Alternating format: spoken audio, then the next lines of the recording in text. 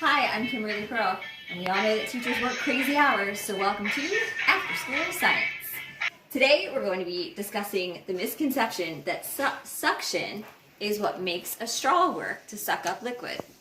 This is not only a misconception among children, but among many adults as well. The misconception exists because when we put a straw into a liquid and suck, liquid moves through the straw and into our mouths. However, when we're thinking in scientific terms, what we're actually doing is changing the air pressure inside the straw.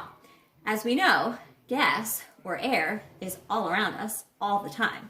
This cup, while it appears empty, is actually full of air. When we put liquid in a cup and put the straw into the liquid rises in the straw to the same height it is in the cup, because the air is pushing down on the liquid in the cup, pushing it up into the straw. The levels are even because the force of the air on the liquid inside the straw balances the force of the air inside the cup. Right now, you're probably thinking, but I use the straw to get the liquid up into my mouth higher than the level of the cup. Isn't that suction? A simple demonstration is going to prove that it's actually air pressure moving the liquid. We're going to use the straw. It's working properly.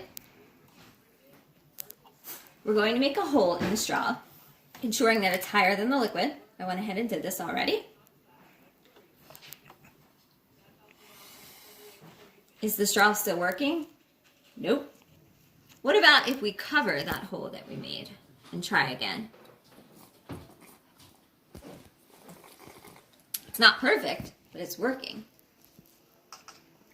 What's happening here is that we're pulling the air through the hole instead of pulling the air into our lungs, like when we use this straw. Now, watch what happens if we take a tissue and put it in the bottom of this cup. We're going to turn the cup over and push it into the water. Notice that I'm trying to keep the cup as level as I can as I push it in. Now let's check the tissue. It's not wet at all. Remember, this cup is full of air. When we turn the cup over and push it into the water, the air in the cup pushes the water away and the tissue stays dry. And we can see that happening because the water level is rising. Okay.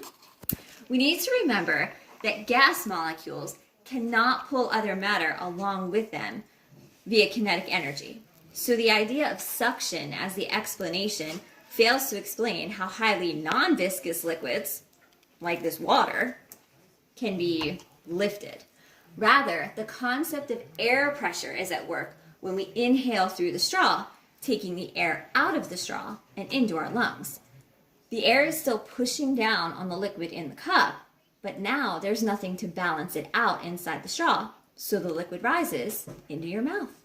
So while the action is sucking, the science is air pressure.